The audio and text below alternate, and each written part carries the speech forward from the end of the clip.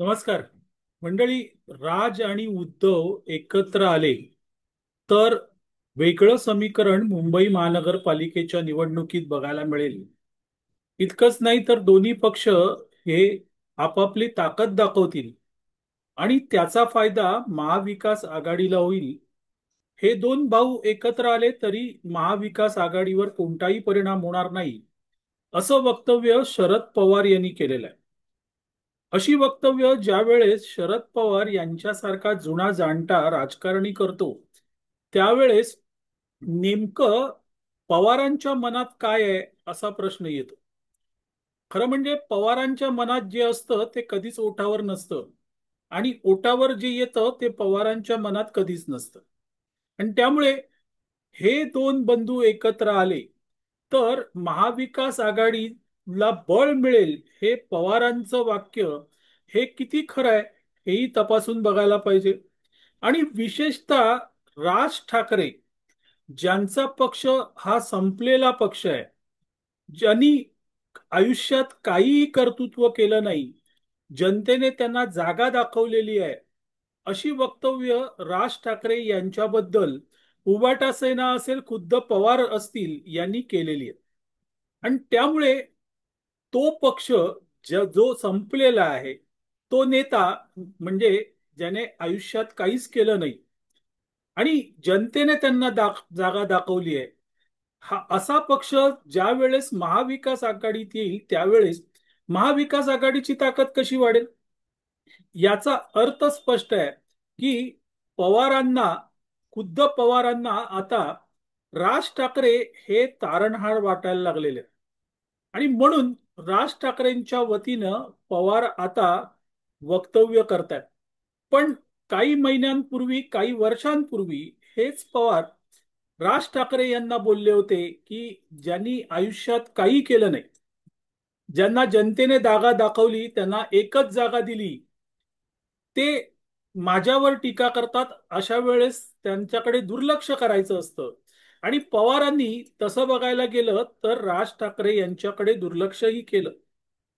आज तेच राज ठाकरे पवारांना तारणहार वाटतायत. उद्धव ठाकरे किंवा महाराष्ट्रातील मराठी मीडिया यांना महाविकास आघाडीचा तारणहार राज ठाकरे वाटणं स्वाभाविक आहे. पण ज्या वेळेस पवार असं बोलतात त्यावेळेस दोन गोष्टी या आपण गृहीत धरल्या पाहिजे. एक तर महाविकास आघाडी मुंबई महानगरपालिकेच्या निवडणुकीत फार काही करू शकणार नाही याची खात्री पवारांना झालेली. कारण एका बाजूला भाजप, त्यानंतर शिंदे यांची शिवसेना, सोबतीला अजितदादा यांची राष्ट्रवादी काँग्रेस, अर्थात तिचं फार बळ नाही, पण शिंदे यांची शिवसेना आणि भाजप यांचं बळ मुंबई महानगरपालिकेच्या निवडणुकीत मोठं आहे. दुसऱ्या बाजूला राज ठाकरे आणि उद्धव ठाकरे यांनी मराठीचा मुद्दा हाती धरून मध्ये जी मारहाण केली, धुमाकूळ घातला, त्यामुळे मुंबईतला परप्रांतीय त्यांच्यावर नाराज आहे. आणि हा परप्रांतीय राज उद्धव यांच्यासोबत जर जाणार नाहीत, पण पवारांसोबत, कारण पवार त्यांच्यासोबत आहेत, त्यांच्यासोबतही जाणार नाही. आणि हे पवार जाणतात. पवार तेवढे सज्ञानी आहेत, तेवढे चाणाक्ष नक्कीच आहेत. आणि त्यामुळे हे जरी बंधू एकत्र आले किंवा हे बंधू एकत्र आले तर आपलं काही धडगत नाही हे पवारांना माहिती आहे. पण तरीही मराठी मतं आपल्याकडे वळावीत या हेतूने राज यांची प्रशंसा सध्या पवार करतात.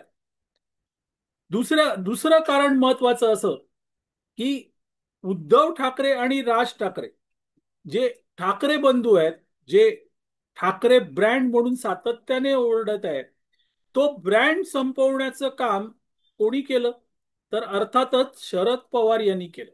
आणि त्याचं कारणही तसंच आहे.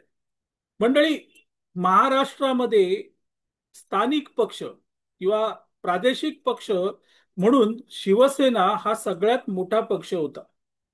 आणि शिवसेनेमुळे राष्ट्रवादी काँग्रेस, जी पवारांकडे पूर्वी होती, ती पुढे जाणार नाही हे पवारांना पक्क ठाऊक होतं.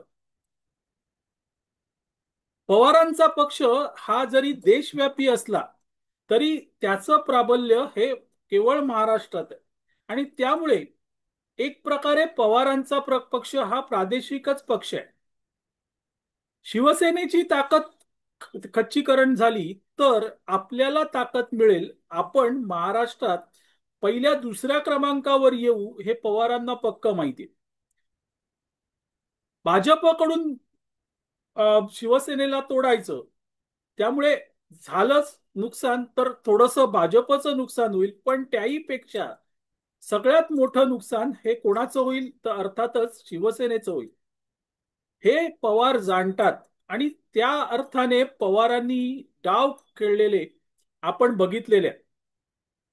पवारांनी उद्धव ठाकरे यांना सोबत घेतलं आणि सरकार स्थापन केलं. त्यानंतर उद्धव ठाकरे यांचा पक्ष संपला. हा डाव होता मित्रांनो. आता त्याची पुढची पायरी म्हणजेच राज आणि उद्धव यांना एकत्र आणायचं. उद्धव ठाकरे यांनी मध्ये सेक्युलरिझमची माळ जपत काही गोष्टी केल्या आणि त्याचा फायदा काही प्रमाणात काही अंशात त्यांना झाला. अनेक परप्रांतीयही त्यांच्याकडे गेले, मुस्लिम तर गेलेच. अर्थात त्यांचा हिंदू मतदार हा भाजप आणि शिवसेनेकडे आला, म्हणजे एकनाथ शिंदे यांच्या शिवसेनेकडे आला. पण थोडंफार का होईना सेक्युलरिझमच्या नावाखाली पुण्य उद्धव ठाकरे यांनी कमावलं. आता ते पुण्य हिरावून घ्यायचं आहे आणि त्यासाठी सगळ्यात चांगला मोहरा जर कुठला असेल तर अर्थातच राज ठाकरे.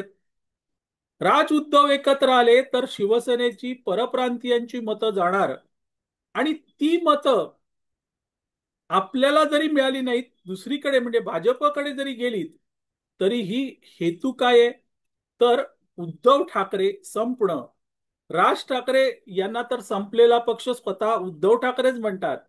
त्यामुळे उरलेत फक्त उद्धव ठाकरे आणि ते महानगरपालिकेच्या निमित्ताने संपूर्ण संपून टाकायचे किंवा महानगरपालिका मध्ये त्यांचं अस्तित्व ठेवायचं नाही, ही पवारांची चाल असू शकते. आणि त्या अर्थाने शरद पवार हे हा डाव खेळू शकतात. नाहीतर शरद पवार यांनी राज ठाकरे यांचा उपयोग लोकसभा निवडणुकीतल्या सभांसाठी करून घेतला. त्यात राज ठाकरे यांना काय मिळालं? काहीच मिळालं नाही. अर्थात पवारांनाही फार काही मिळालं नाही. पण वापरायचं आणि सोडून द्यायचं हे तत्व पवार उत्कृष्ट जाणतात आणि ते त्यांनी आतापर्यंत केलेलं आहे. राज ठाकरे यांची प्रशंसा करताना कुठेतरी डोक्यात तेच आहे का असण्याची शक्यता आहे. अर्थात मुंबई महानगरपालिकेच्या निवडणुकीत हे स्पष्ट होईलच. पण एक गोष्ट खरी आहे आणि ती म्हणजे पवार हे ज्या वेळेस प्रशंसा करतात त्यावेळेस कुठेतरी बॅक ऑफ द माइंड त्यांच्या तो पक्ष, तो नेता संपवण्याचा प्लॅनिंग असतं. आजपर्यंत जे जे पक्ष, राजकीय पक्ष पवारांसोबत गेले ते लोप पावले. महाराष्ट्राच्या राजकारणातून त्यांचं अस्तित्व जवळजवळ नाहीसं झालं. ती परिस्थिती मुंबई महानगरपालिकेच्या निवडणुकीत येऊ न येऊ एवढीच इच्छा आहे. असो मंडळी, तुर्तास इथे थांबतो. मी आबा माळकर आपली रजा घेतो. आपल्याला हा व्हिडिओ आवडला तर लाईक करा, शेअर करा, लक्षवेधला सबस्क्राईब करा. धन्यवाद.